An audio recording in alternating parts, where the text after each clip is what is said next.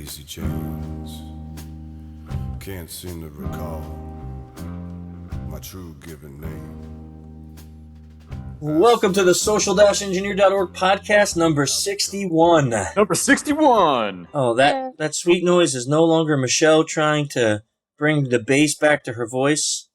It can only mean one thing. It can only mean one thing. That she's sick. Dave is back for one podcast, and then he'll probably disappear for another year. But we got him for this one. Hey.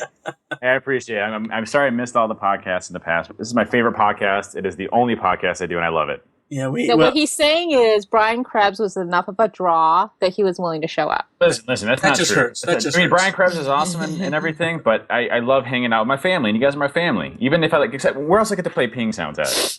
That is true. You know what, Chris? You're always thinking about yourself, man.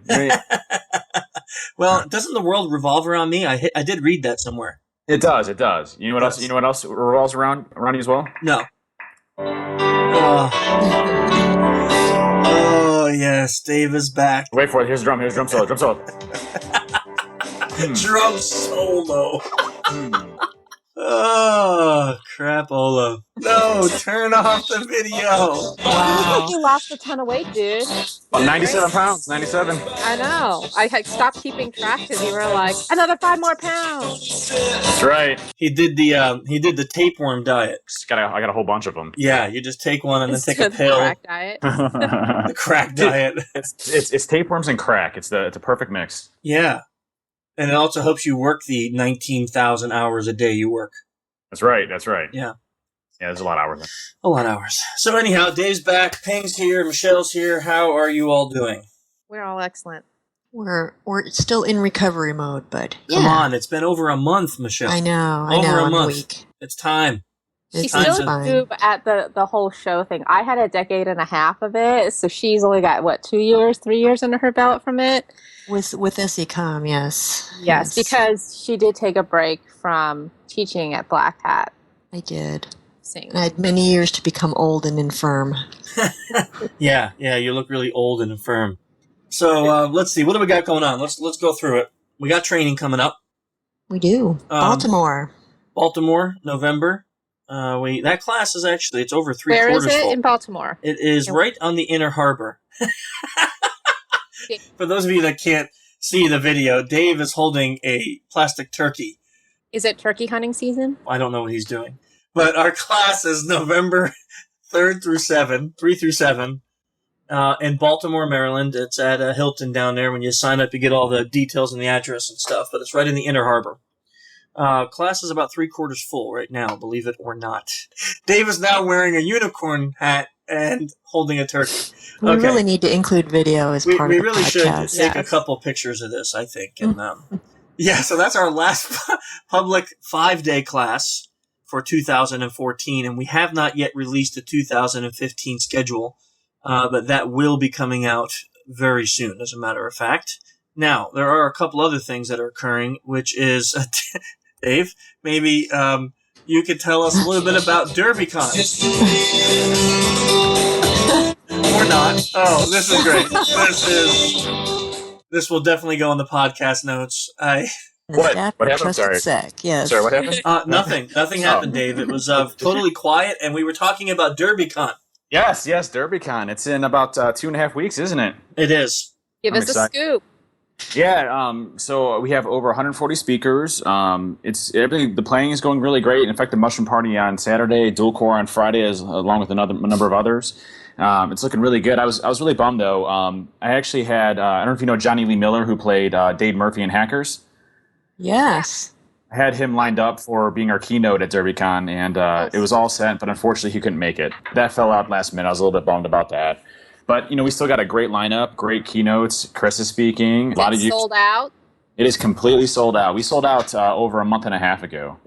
And good problem to have, but, I wish everybody could make it to DerbyCon. Every time I see anybody saying, hey, I'm looking for a DerbyCon ticket, it kind of breaks my heart a little bit. But, we got to do what we got to do, keep it small, and really excited about it.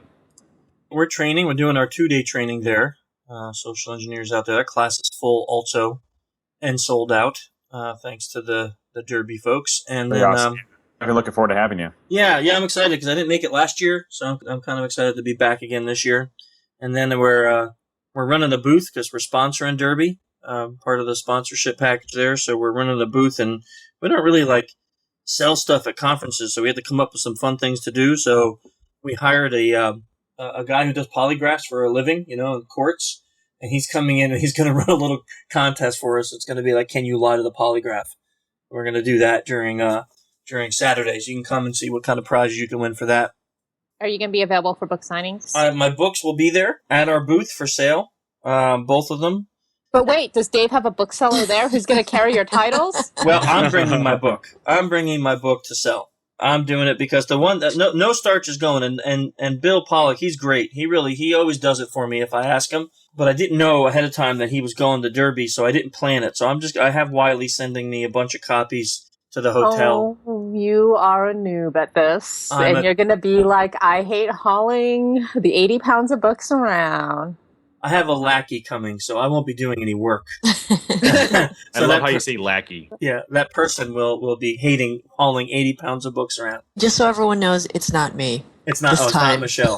This time. Oh no. my This time. The problem with bringing Michelle around is that then I feel all obligated to be gentlemanly, and I don't make her do all the hard lifting. So, Which is awesome, yeah. Which I end up doing all the me. work myself, which kind of stinks. So having Michelle around really is like a bum rat deal for me. It's not really great.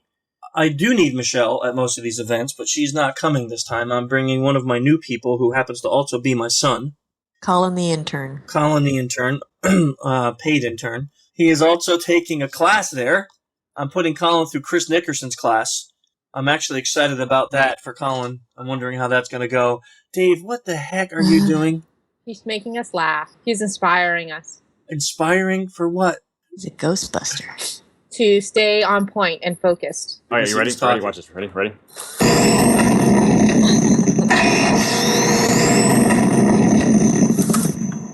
Ready? All right, sorry about that.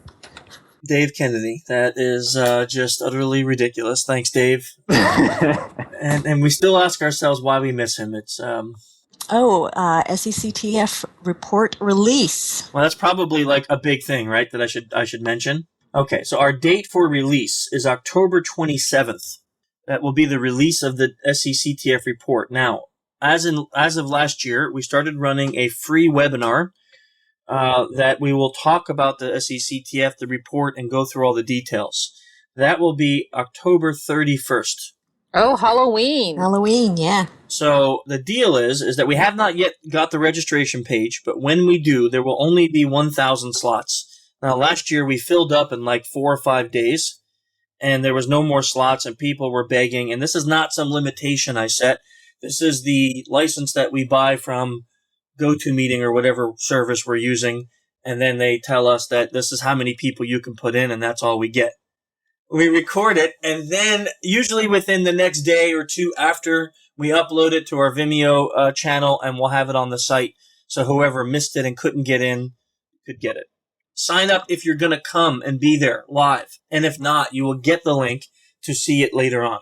There's only 1,000 slots for the live session, so just keep that in mind. And October 27th, release of the report, October 31st. I will say this, guys. Someone made a joke the other day that it seems like all the companies that we called in the SECTF are systematically being hacked in the news. And we're seeing like Home Depot and then CVS and so on and so forth. I really don't think there's a link between the two. But there is a direct correlation that if they have poor security practices, then they're going to get owned at one point or another. Yeah, that is probably more of the reality, which kind of brings us to our guest, which is Brian Krebs. The guy probably doesn't need much of an introduction. Most of us in the industry know who he is. He's been very prevalent in the news a lot lately, especially with all the... Oh, boy. There's Brian Krebs' intro music. Just letting you know, I'm apologizing for what's going to happen in the next 20 minutes then. So the question I have is, after all these years of quote-unquote being traumatized, has the trauma lessened? Yes. It has. Yeah. Oh, yeah, absolutely. Yeah. I've noticed a distinct difference in Chris. Like, and in Dave. Yeah, I would say I'm less violent towards you now with my pranks. Yeah, I would say they're definitely less malicious, and they're less painful physically. what I'm going to do is I'm going to get Brian on the podcast now, and then we're just going to start talking about actual security. I think, you remember Elwood when he was on the show, Jim?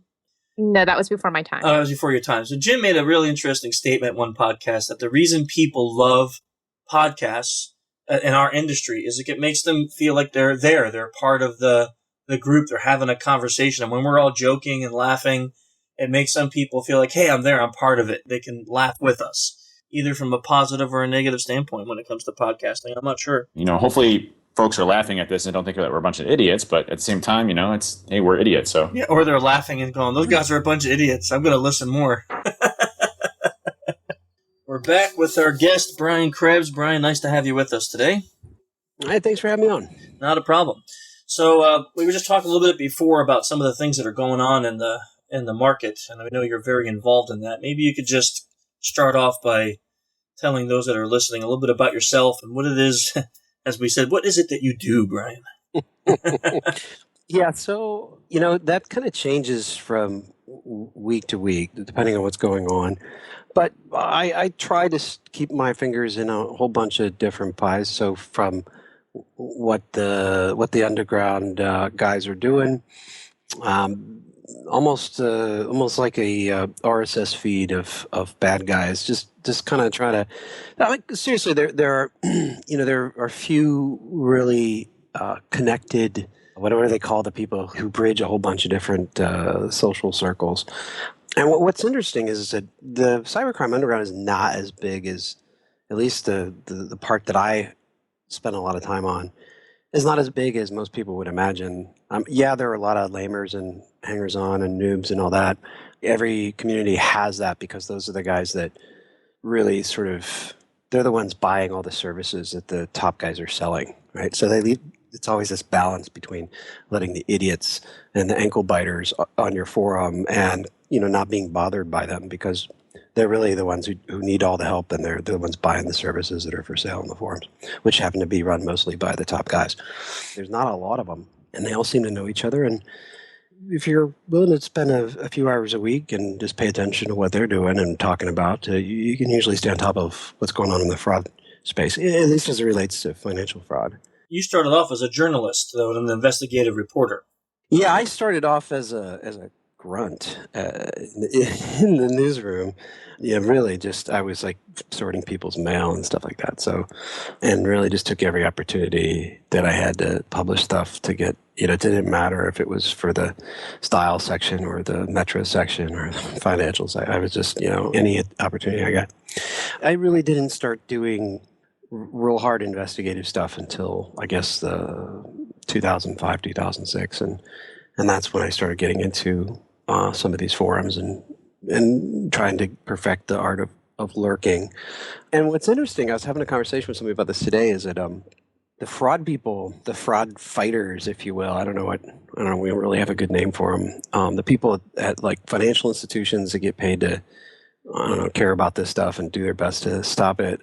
They have their own communities, and it's taken a while to get trusted enough so that they see value in sharing information with me. And so, but there are also communities that don't know I'm there, which is, I do a lot of lurking. Let's just put it that way.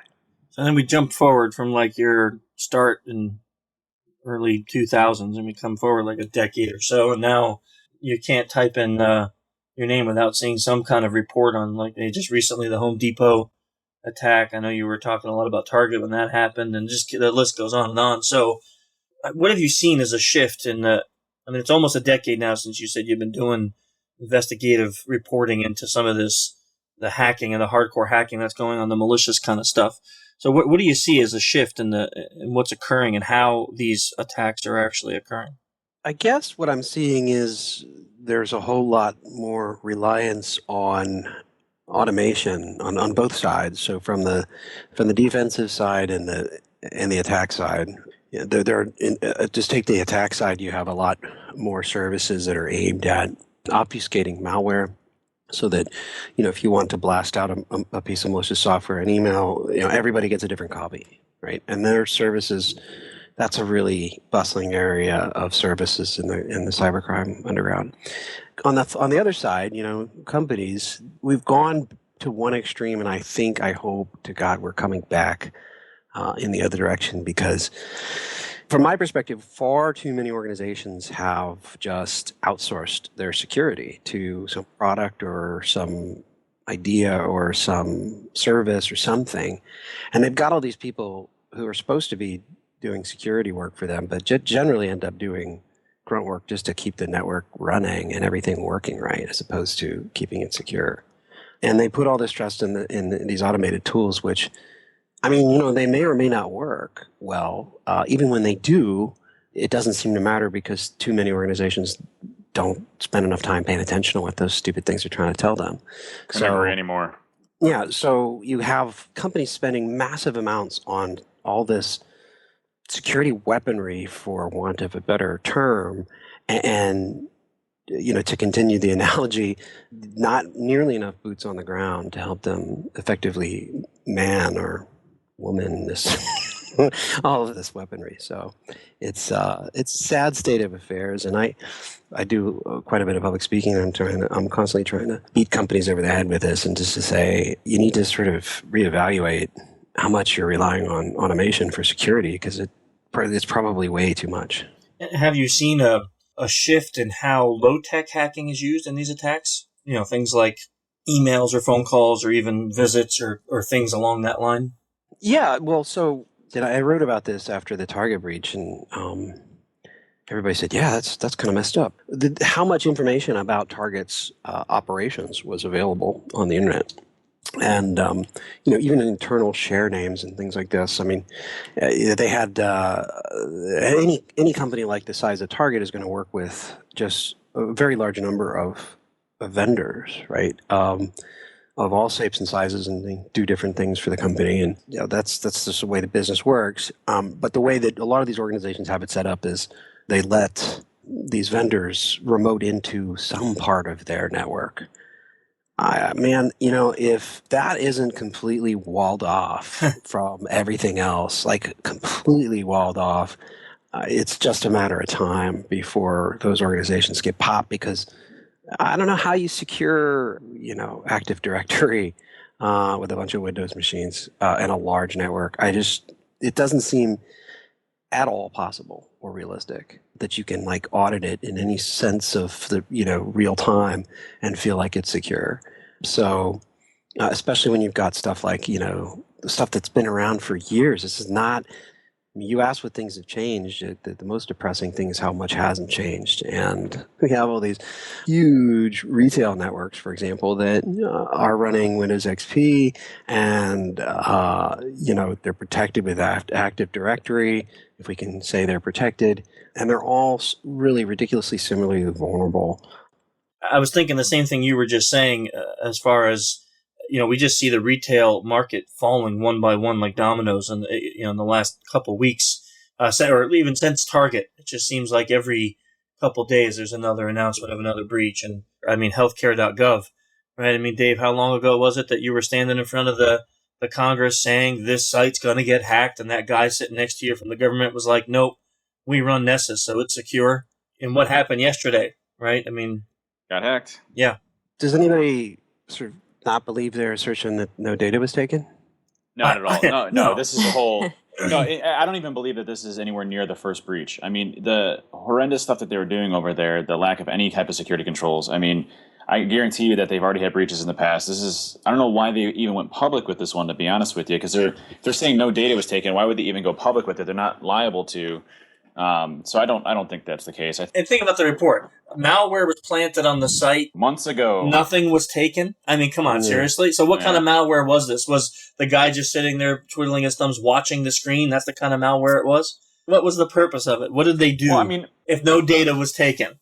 Even if no data was taken, let's just say it wasn't, okay? I mean, the fact that they had a test server out on the internet exposed, it had default credentials, just shows the general practices that they have here. I mean, to breeze over and nail into healthcare.gov is not challenging at all, but to be honest with you, that's where pretty much all the corporations are right now. If you focus on one company, you have a pretty high success rate of getting into them. I mean, how many of your pen tests and I can say we don't do very many network pen tests, but in the handful, because we do all SE. But Dave, how many of your pen tests have you not left with like domain credentials with sysadmin?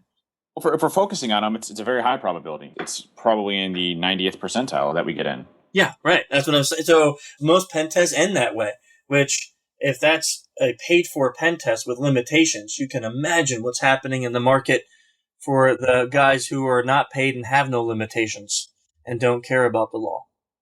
Well, this brings up something I was chatting with somebody yesterday about, and I don't want to turn the tables and start asking you guys questions, but I'm interested in what you seriously think about this. All right, just to take Home Depot. Home Depot said, and I'm willing to take the CEO at his word, he said the first time they found out about this was Tuesday, the day my story came out. Now, that tells me two things. One, if they're being truthful, that tells me that the reason they're not telling us more about this is because they're still trying to get the bad guys out of their network. And number two... Absolutely. No question. And number two, it tells me that they didn't learn any of the lessons that Target learned, which to me is incredible. I just keep coming back to, if you're a Home Depot, you know who your adversary is, or you better know who it is, because you're dealing with lots and lots of track data and stuff that's very, very valuable. There's robust and mature markets for getting this stuff sold and into the hands of people who are going to use it for bad stuff. So why aren't we seeing, and maybe we are, because I'm just not seeing it, but why aren't we seeing more organizations do what companies like Verizon and Mandiant are doing when they get called in after a company's had a breach? Stick that USB stick in and that's got 100,000 indicators of compromise and finds 10 or 12. Why aren't they doing that on a daily basis within their networks? I don't get that. My guess, and Dave probably has a more mature answer to this, but my guess it's related to cost. It's related to the fact that when we present our services to companies and we say, look how effective this was during a pen test, how effective education was to see decrease in phishing numbers. We should do this monthly. Nope. It's cost. They put it aside due to budgetary terms. So they take a risk of being insecure because of money. But indicators of compromise, they don't cost anything. I mean, anybody can write those. Agreed. Part of it, though, may also be they don't have anyone on staff that actually can make sense out of it all. Most people I've seen an uptick in people asking for, we want incident response and malware analysts and all this other stuff to train their SOC teams. And they think that they're going to take a 1 week long training at Black Hat, which they can't even understand or grasp because they don't even have the basic fundamentals, and come out with this team that can manage it all. And it's just not enough people on the ground. Well, I think if you look at what we're dealing with here, I mean, you have organizations that they're very much compliance driven in nature. I mean, if you look at Home Depot, I guarantee you, they had a heavy focus on PCI, and that becomes kind of their baseline for security standards. And on top of that, they have every, whiz-bang piece of technology that they spent millions of dollars on, your APT preventions that are basically a bunch of vaporware. They don't do squat, and they have a team that sits there and just kind of waits for alerts to come through, and then they respond to it versus actually going in and doing the hard work, which is hiring talented people, hiring a talented team, and building your security program up. I mean, from what we see in the industry, it's still very much the infancy phases because a lot of companies don't feel like they have the buy-off or support in their organizations to make the investment in people. I think it all comes down to people, I think, at the end of the day. Isn't that the truth, though, Dave? I mean, how many times have you worked with companies? I know we're dealing with this all the time with our clients where the teams that we're working with really can use 4 or 5 more people to help them get their job done, but it's just not a consideration. To throw another tool at it, throw another script at it, but we're not adding more persons. That's it. I mean, that's it down to the T. I mean, companies don't want to invest in people that are really good in the industry. It's just a hodgepodge of mess, and you have years and years of negligence. And I mean, the retail industry, I mean, we're getting hit with every single country you can possibly imagine coming at us because we're the only ones that are still pretty much on EMV or not on EMV. I mean, you have a big hodgepodge of mess over here, and we don't have the people to deal with it. Oh, absolutely. I mean, if I can answer my own question, I think it probably comes down to the age-old mindset, which seems to be pretty difficult to wipe from people's minds, which is that we've got to create this perimeter. We've got to da-da-da-da-da. And, anybody who's doing this business, who's working in this business long enough says, no, you have to assume they're already in and just, keep looking for them. So, I think the reason they're not doing it is because they're assuming they're not already in. And obviously that's the wrong approach. Yeah. So it's like the old ostrich syndrome, if they can't see it, then it must not be there. Yeah, and I heard from two different really good sources over the last few months who had a sort of an inside view on what happened in the Target breach. And, they both said remarkably the same thing, which was that there were several other retailers that got hacked at the same time, but it got overshadowed by Target. One was a very large retailer, but they didn't lose card data. Something happened. I'm not sure if the attackers screwed it up or if, Target was such a juicy thing that they hadn't gotten around to doing this other thing, but I'm not really sure what happened there. Anyway, the point is that retailer, I think, got religion, and they started trying to poach all the best people from their competitors after that. So, well, it's kind of like, all we need is another few celebs to get hacked, and then who cares about anything else? Right. I'm so glad I had something else to write about. Seriously, I think one of the questions that I had, Brian, had to do with just the amount of information that people have to parse through. I mean, clearly companies are problematic in their lack of investment in people, but also I think it's safe to say that the amount of info that people are tasked with, or the amount that they actually have to get through to find meaningful data, is also overwhelming at a certain point as well. I would agree with that 100%, which makes it even more important that you hire people who are passionate about this and creative and can figure out ways to cut through all the noise and really extract what you need. And it sucks, but at some level it does take somebody looking through the event logs. It does take somebody. I think, what was it, Verizon put out that report where they said, I don't know what the number was, but it was a ridiculous number of the cases, the breaches they responded to. All the information that said the company was compromised was in their logs. It was already there, and they didn't have to read the logs. Like, all they had to do was, they said it would have been enough in most cases had the affected company just opened up the logs and paged down at looked, pages per second and looked for anything that was like a bleh, like a blob of text, and go, wait, whoa, oh, what is that? They wouldn't even have to go through it page by page, just look for the anomalies. And certainly there are a lot of anomalies, and more as we cram more and more crap onto our networks and try to do all kinds of application and cloud stuff and all that. But yeah, and again, I come back to the smart people thing, and there's only so many of those. But I don't think there's a way to automate that. I mean, you can automate it, sure, and there's all kinds of log analysis and event analysis things in the SEIM or whatever that is. But at the end of the day, you got to have people to look at this stuff.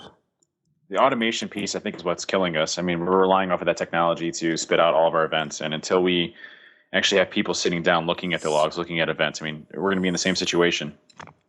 I mean, the Target had the logs. Target had the data to prevent it and stop it. It's just a matter of actually sifting through all the technology they had to actually identify it. Right. I mean, if Skynet wanted to take over, would we even notice? Heck no. It wasn't there. It probably already has, by the way. Just throw that out there. But and wasn't there a report that even said that Target got a massive notification that there was some weird activity on their network and it was ignored? Yeah, that was the Business Week article. Really did a good job of making that pretty clear. Yeah. So I guess this kind of brings up a catch-22. So the obvious answer to fixing some of this is skilled and more people to help offload the workload that occurs on security teams, because it's just so much. I mean, the new battleground is the internet, and it's just too much for these tiny little security teams to handle this massive amount of work. Mm-hmm. But when you add more people into a network or into a company, that also broadens the attack surface for social engineers or malicious social engineers. It broadens the attack surface for phishers, for vishing, for impersonation attacks. anything that brings out the security because of the human network is now broadened. So how do we, in your opinion, how do we balance those two? Because I agree, we need the more people, but the more people opens that up. I think we're probably headed to some sort of Ender's Game type future, where no, seriously, I mean, okay, this says a lot about. That was a good movie, by the way. I liked it. I think that the movie did all right. I mean, I still love the book, but we have thousands of counties across the United States where talent scouts show up at like little league pee-wee football games and try to figure out who's going to be the next superstar. I don't know. I mean, I can imagine a future where companies, the government, whoever else really cares about this stuff is doing that same kind of scouting and making sure that the people who have the chops for this go in the direction that they're hoping and get whatever support they need to do that. I don't know how else we long-term manage this issue without a more concerted effort that probably has to start at a much younger age. That Dave and I have spoken about this on previous podcasts numerous times. We actually had one that we devoted to this whole kind of topic because it fits almost identically with what you were just saying is, we know that education is needed. The type of education that's used today is not working. For the majority. Let's not say all of it, but let's say for the majority, what we see out there, these CBTs, gamification of security events, these things aren't working. People aren't getting the point, and we don't see massive decline in security events after people have that kind of education. So it's obviously not working as well as they hope. But the interesting point you just brought up is starting this, not waiting till people are in the workforce and they're now getting hacked on a daily basis through phishing emails and phone calls and all this other stuff and malware and Trojans and viruses, but starting it when they're in elementary school, starting it when they're in high school, and teaching kids how to recognize these security events could then create a more security conscious employee base for the future. That's an interesting thought that we haven't discussed yet. I don't think we've ever talked about that part, Dave. Well, if you just want a whole bunch of people to look at logs, I mean, a 15-year-old with enough chops could do that, and probably save the company an assload of money, both in terms of having to pay somebody who's got all these degrees, living wage, and then of course the money that it costs these companies when they actually get hacked. We, like Einstein said, you can't really solve your problems with the same thinking you used when you created them. And so kids have a way of asking questions that most of us would make us uncomfortable sometimes, because maybe we didn't think of it like that way. When you get down to it, it's like what the best hackers do. They ask questions that nobody else is asking. And when I heard about the DEF CON for kids thing and all that other stuff, I think that's the coolest thing ever. More of that, please.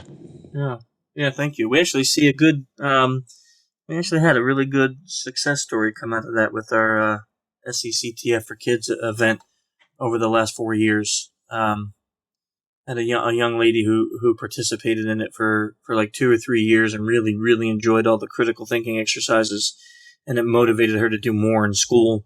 So she joined a robotics program, and now she's traveling the globe in this big robotics program, beating all sorts of competitions and doing all sorts of great stuff with security and robotics and science and just tying it all together. And it's that kind of success stories that I agree with you. It's the motivation to keep doing things that educate our children on these type of critical thinking skills. Mm-hmm.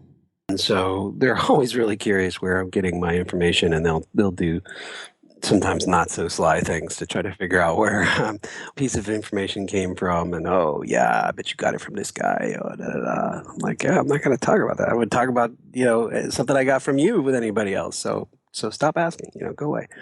But yeah, that happens a lot. Yeah, you mentioned malware attacks. I don't know. I don't think I've gotten a lot of malware personal attacks or anything, but yeah, my name shows up in malware a lot. Kind of a different problem, I guess. Occasionally, I will get Same kind of thing. I look at it as sort of the opposite, the yin yang of the researchers trying to figure out where I get my information from. Is the bad guys will dox me or put some information out there. I can never tell if it's like partially incorrect information so that they can get me to correct it for them or to point them in another direction. But I usually just laugh and say, look, whatever, I don't care. All my information's out there anyway. So yeah, I'm not going to say, yeah, you got my birthday wrong or, but that happens a lot. Dave, you probably experience the same thing. As soon as you get a little bit of notoriety, people want to make a point. Yeah, I mean, I know you were swatted at one point in time, right? Mm-hmm. In this industry, especially when it comes to the bad guys. I mean, people are going to be definitely looking at you and trying to hit you. I mean, it's interesting you talk about the sources because, I've broken a couple of stories myself, like on the CHS stuff and Heartbleed. And it's funny because, these people want to be anonymous and, they want to not have their information released because they're not supposed to be talking about it.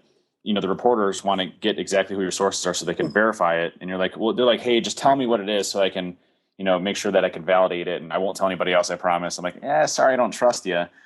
But it's interesting because you've really established your reputation on having credible sources and being able to talk to people and really get things before time. I guess to me, that makes you a pretty big target for the hacking community, wouldn't you say?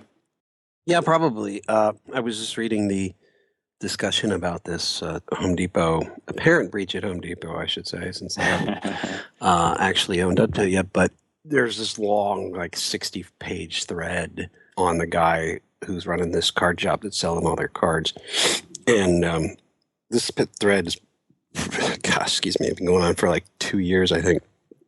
Anyway, the last 6 pages are all about down with Krebs and all these cards. These cards aren't working, and the banks have canceled the cards, and Krebs needs to die, and who's got the gun, and yeah. So, they're not happy about it. So when you see that, what motivates you to keep writing about it? Yeah, no, I mean, I don't know. Probably because I just feel like there aren't a lot of the alternative is you just wait for the company to talk about it. Which they never will. They will have to at some point. I mean, for sure. Something of this size for sure, but it's just in my DNA as a journalist. If I saw something that suggested there was a giant ripple in the matrix going on, it's sort of one of those things where I mean, I couldn't keep quiet if I tried. So why try? If you look at all of the stories that you broke, I mean, you have some phenomenal stories up there. What would you say the crux of all of those attacks come down to? Like, if you were to boil it down to main points of entry and failure on companies and organizations, what would you say that would be? Do you see any consistent themes, across, every organization that you've reported on, like initial breach point, how they got into where the company may have failed, on the security controls? What would be your top walkaways that you see consistently across the board in the industry? I don't really have any unique insights here that haven't been trod over, exhaustively in these breach analysis reports. I mean, a whole lot of SQL injection, a whole lot of missed signals, and spam. I mean, it's still a big problem. I wrote this book about spam that's coming out in November. I still get people asking me, it's like, really? Spam? Like, come on, we've licked this problem. This is not a problem. Not even Nobody close. gets spam anymore. Yeah. And I'm like, really? What? Spam is still the way that stuff gets done. And most of that stuff is now malware spam, but it's still spam.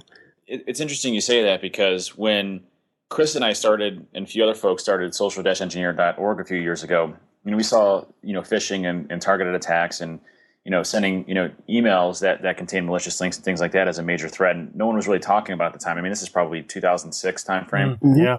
And, that's why I created the Social Engineer Toolkit. Predominantly what I see is a lot of folks just clicking on stuff they really shouldn't. And it's not sophisticated stuff. It's just, things that we don't teach our user base. And I would still say that that's predominantly how, people are still getting in. And I couldn't agree with you more. I mean, I can't wait to see the book because, people just going to sites and, downloading things or opening up, emails. I mean, those are still, I think, some of the top priorities that we see out there.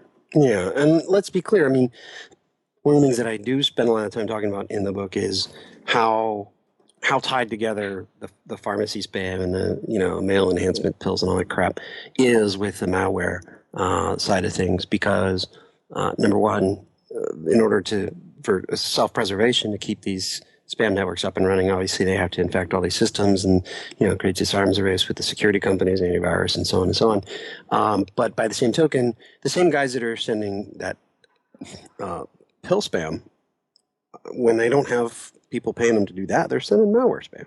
Yep. That's a big deal. And I think probably the attack at Target started as an opportunistic attack.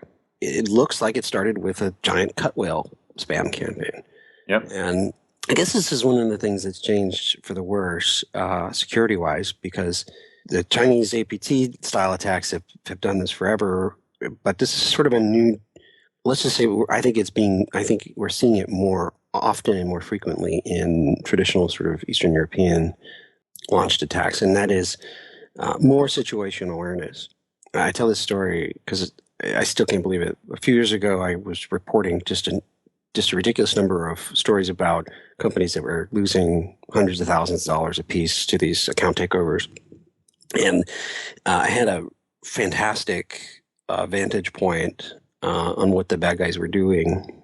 I can't really get much more into it, but I could basically tell all these different companies are hacking. And at one point, actually 2 points, they broke into banks. And they got access to the bank's payroll system, and they treated it like any other small company they just broke into. And I couldn't believe it. I think they stole, like $60,000 from each of these banks.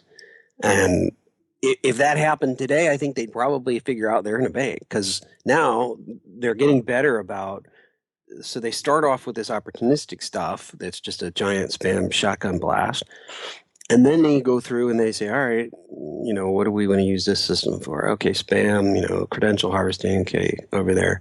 Oh, whoa, you're inside of a big network. Oh, you're talking to a point of sale. All right, we're going to put you in this, we're going to upload some specialized software and put you in a separate botnet that's all POS systems, and away you go. And so I think, we're starting to see that a lot more in these attacks, and that's concerning because it's, I think we're moving away from the period in which these guys do the smash and grab and take all the stuff that's of value to they're taking their time, and they're really trying to figure out how to leverage the resources that they have access to get more of what they want. Whether you call it spam or phishing or however, we're wording it now, it seems like emails tend to be a major portion of a lot of the attacks that we read about. One statistic I saw said an over 66% of all the attacks that are reported, they start or include some type of phishing at some point during the attack. Do you think it's that small, or do you think it's bigger, or do you think that's too high of a number? 50%? Yeah, 66%, they said. That does sound high. I don't know. Look, what happened recently with JP Morgan and apparently like 5 other major financial companies, that started with a phishing email. Look, these companies have only themselves to blame for this. I don't know if you saw the research that came out, maybe it was Proofpoint or somebody else, like a week before this whole thing with JP Morgan hit the news, but they were phishing the crap out of JP Morgan's corporate customers. And this was an attack that was like taking advantage of the fact that, JP Morgan and so many of these other companies, the way they communicate with their customers is, hey, click this link, come to this site, and then download this attachment. Like, what the F is that about? That's what the bad guys were mimicking. And the site that you went to, of course, if you weren't paying attention to the URL, you would know it's not a good site. But at that point, it would be too late, because they were also foisting malware via an exploit kit on the phishing site. So the attacks are getting scarier, for sure. Just this afternoon, there was some story I was reading about how McAfee Labs had a report that was issued that talked about just what you said, is that phishing emails still are one of the most effective methods for these groups to infiltrate a network. And then, like you said, it was bringing out something even with maybe it's not always I got to break into the network and get a shell, but maybe it's I'm going to use this machine to now forward spam through it. It's going to be, and I'm going to use this machine as a credential harvester. I'm going to use this machine will give me a shell, and I'm going to be on it, and I'm going to browse the whole network through this, and they just and the way they do it is by sending out these thousands upon thousands, maybe even millions of email messages, and all you need is a small quantity to hit properly. And you're in. Yeah, I hate giving them any kind of attention, but the Syrian Electronic Army is like a constant reminder of how effective phishing is. It's ridiculous. So these, they create a pretty decent email that looks like it came from the boss, and people, that says jump, and they all, half the people who get it say how high. It's, you're reminded of, talk about low-tech hacking. I mean, that's about as low-tech as it gets. Yeah, seriously. And it's still, and you're right, and it still works. I mean, go back as far as, this is so old, but like HB Gary with that ridiculous email, and you come forward to some of the things you just mentioned, like the SEA, and it's not much has changed. I mean, maybe the complexity has changed a little. I think for us, Michelle and I have been actively in the phishing environment for years. What we see is now, it seems like they're using spell check maybe a little bit, right? Their spelling and grammar has gotten a little bit better in phishing emails, to an extent, maybe not all of them, but as a majority. We're not seeing the I am Prince from Nigeria with $18 million who wants to give you half, they're well, I think that's part of, again, it's like sort of the growth in the services offered in the criminal underground. I mean, you're starting to see a lot more of those show up too. It's like, hey, don't send out crappy copy. We'll take a look at it for you. Right. Yes, exactly. So everybody needs that. I mean, yes. Come on, most of these guys are in Nigeria or Eastern Europe. I mean, yes, they need somebody to look at their stuff. So you're telling me there's like a service for proofreading malicious emails? Oh, yeah, absolutely. That is, I want to say it's funny, but it's not. It's really not. But there's some irony to this. Like, you want to be a more effective thief? Well, come to us for $19.99. We'll proofread your malware. It's like, well, that's the other trend. Just how good these guys are getting at learning that it is all about customer service. It is all about creating a positive experience for your customers, because at the end of the day, all of this stuff is reputation based. It doesn't take much to earn or burn a reputation. So I'll tell you what, people keep asking me, why don't we do more to go after these guys running these huge carding sites and da-da-da-da-da. And I'm like, well, okay, first of all, they're in countries where we really can't do much about it. But and they're like, well, why don't we take their domains down? Okay, that doesn't work. They'll go get more. Well, why don't we da-da-da? And then I thought about it the other day. I was like, you know what? Actually, this is a good question. Because the way to really hurt these guys is to mess with their customer service. And if you can do that, you can really create some problems for them. So you got to find their support staff. You got to find the people who are doing their proofreading, and that's who you got to take out. I mean, yeah, it sounds a little far-fetched, I grant you, but look, if you look at this card shop that's selling the Home Depot cards, I mean, look, they generally have a money back guarantee that if you use their card checker to see if the $300 worth of cards that you just bought from them are actually still working, and then you get an automatic refund for those that come back as declined. When that stops working, people get really pissed really quick. And then when you don't offer it at all, they go away. They go somewhere else. So that's something that bad guys don't pay attention to at their peril, or if they don't pay attention to it, it's because they're trying to move on to something else. Yeah, I mean, that concept to me just is truly fascinating, and not something I've heard yet, is that these groups have customer service reps.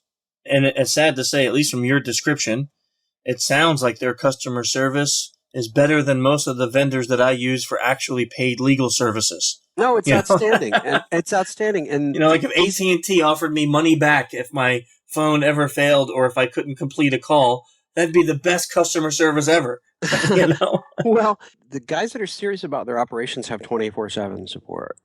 When something doesn't work, and so that these sort of SLAs, almost kind of like SLAs, it's like, look, if you're integrating this stuff into your infrastructure, well, I'll give you an example. The service I mentioned before, like the crypting service, if you're depending on a particular service to crypt all the malware before your malware distribution network sends it out for that period of the day that it's supposed to do its campaign for one or two of your customers or whatever, and all of a sudden that crypting service has a problem, well, things get backed up and the rest of your customers get pissed off. So that's a real issue, and these guys all get that if they don't pay attention to it.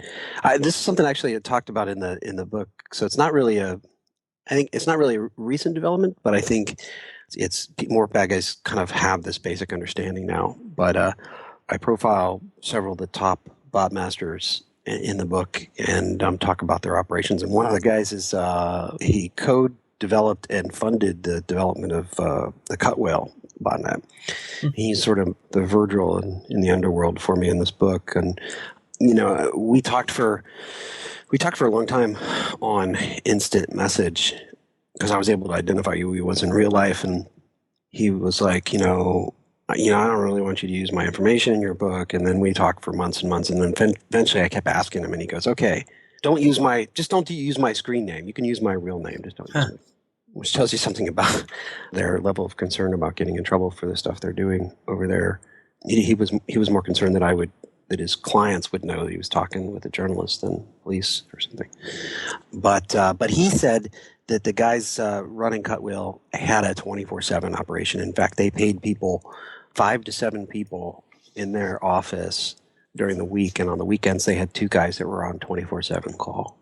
And what were their jobs? What did they do? Their jobs were to make sure that the Cutwhale botnet that they were renting out to spammers worked compatibly with whatever infrastructure the spammers that were renting the network had. So sometimes they needed code tweaks, sometimes they needed patches or add-ons to make things work right, and so these guys were reachable via ICQ or Jabber or whatever 24/7. Yeah, live help. Yeah. So, Brian, you've painted a fairly bleak picture for those of us that are on the defensive side. We've got great customer service for the bad guys. We've got advanced technology and advanced techniques.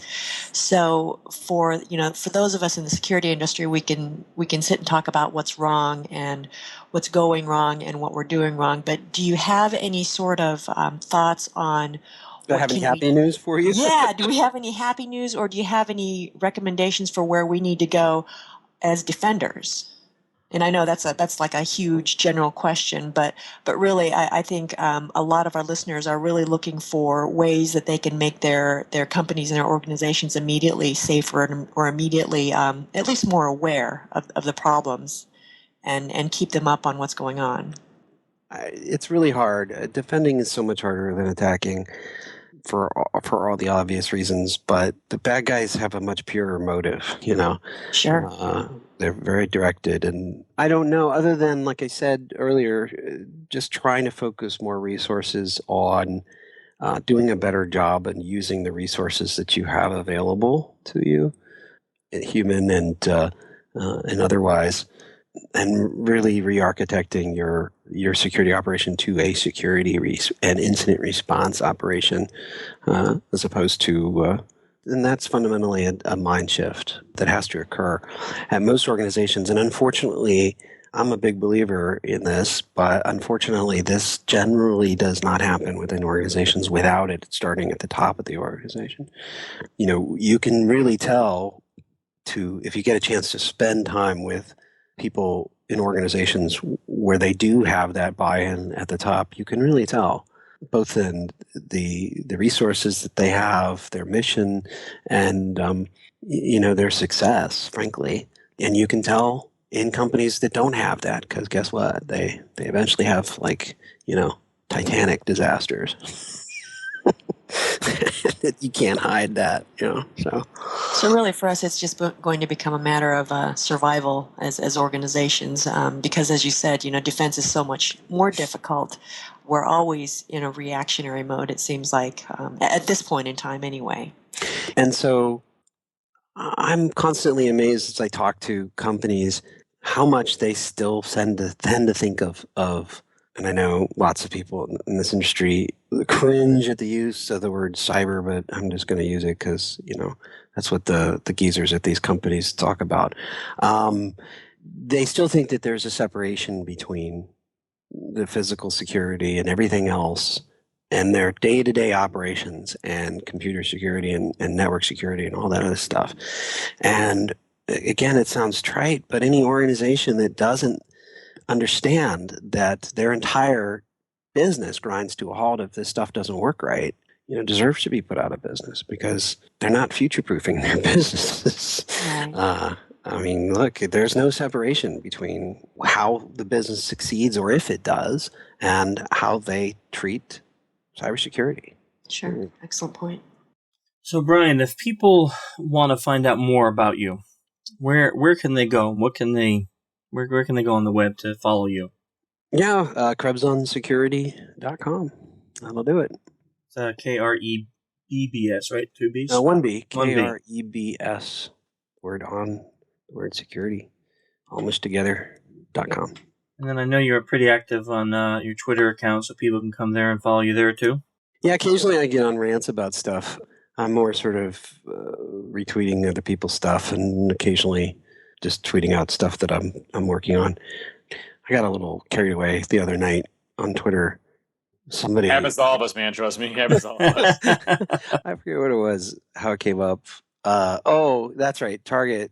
I got to tell you, I'm gonna have a story next week that I did. I mean, everybody's already made the comparisons between Home Depot and Target, but it is so identical. It's scary. But so I keep saying it. But somebody, I got a response from Home Depot, and it was one of these non-responses, But at the end of it, it said, "We will." People don't have to worry, and we're going to be offering credit monitoring services to everybody. And I'm like, oh God, please, no! Can we stop the madness?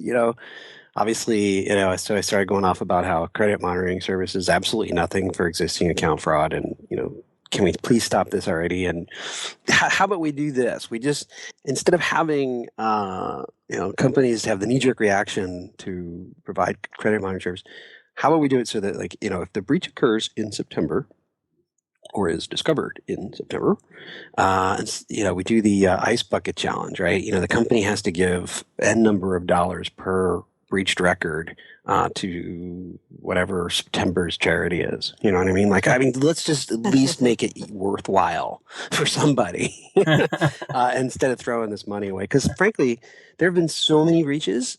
If you're paying for a credit monitoring service, you're an idiot. You just haven't been paying attention. You can get it for free from probably 3 or 4 different companies you do business with. So let's stop that already. At least that way somebody will see some benefit, and the company can still feel like they're massaging their ego a little bit. So, and they might actually do some good. So. And there's that too. There's that. They might. And anyway, I know you mentioned it a couple times. You got a book coming out in November. What's the name of the book? It's called Spam Nation. And you're self-published, or you have a publisher? The publisher is Source Books. Yeah, I was just up in New York this week, meeting with several reporters up there, trying to explain what the book is about, and it's really about organized cybercrime. Okay, excellent. So I assume it will be Amazon and all the other places where people can find it. Okay, yep. Excellent. Yeah, and you can pre-order it now if you want. Very good. Spam Nation on Amazon from Brian Krebs. So Brian, this is really interesting. I appreciate your time coming on today, and this will be out Monday. So I'll shoot you an email when we release it if you want to help promote it and stuff, and we'll have it on the site there in iTunes and other places where people can download podcasts and listen to it.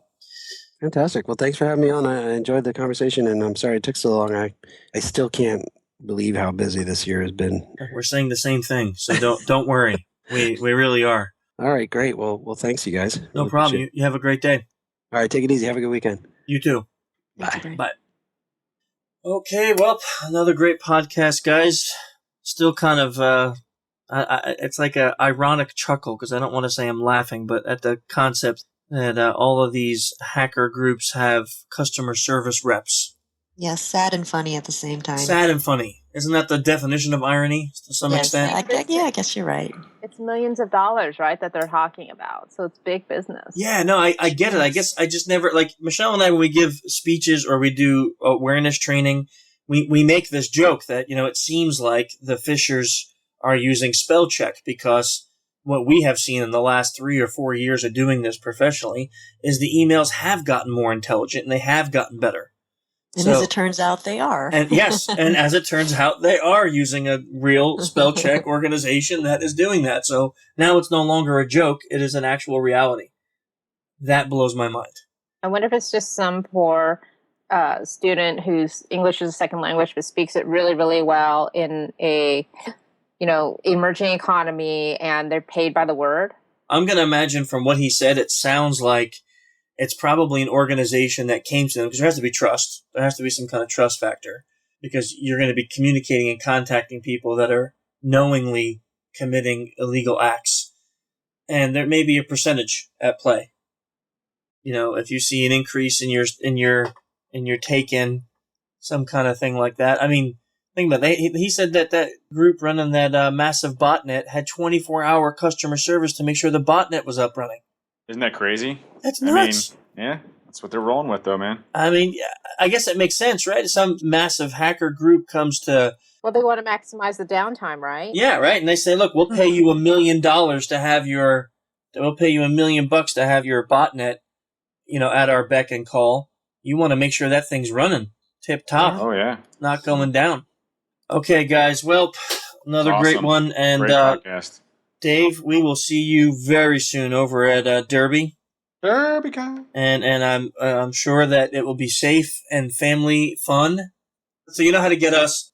Twitter, Human Hacker. Our corporate Twitter is SOC Engineer Inc. Website, social-engineer.org and social-engineer.com. If you like IRC, we're on the irc.freenode.net network, channel social-engineer. Guess that's about it. We'll see you guys out at Derby. And Boom. We'll be out at training and just check us out. Next, if not, we'll talk to you next month. Boom. Boom. Okay. I'm definitely pausing. See ya.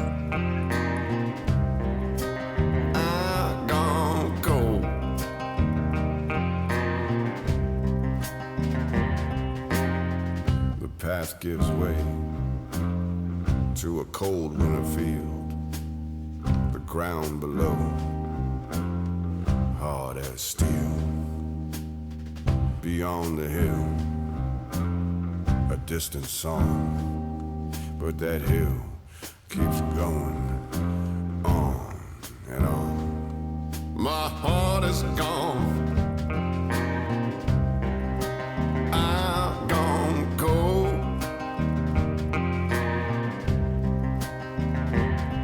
My heart is gone. I've gone cold.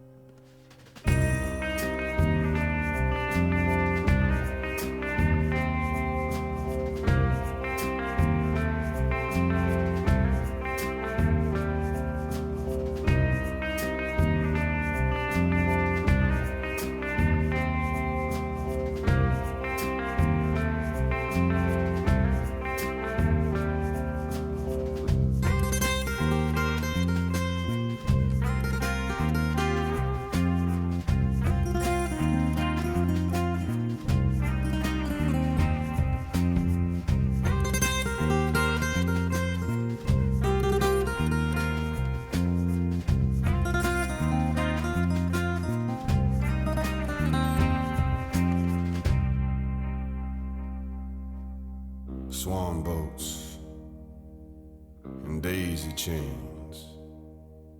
Can't seem to recall any given name. I see the footprints, how they come, how they go. Was that only a moment, or many years ago. My heart is gone,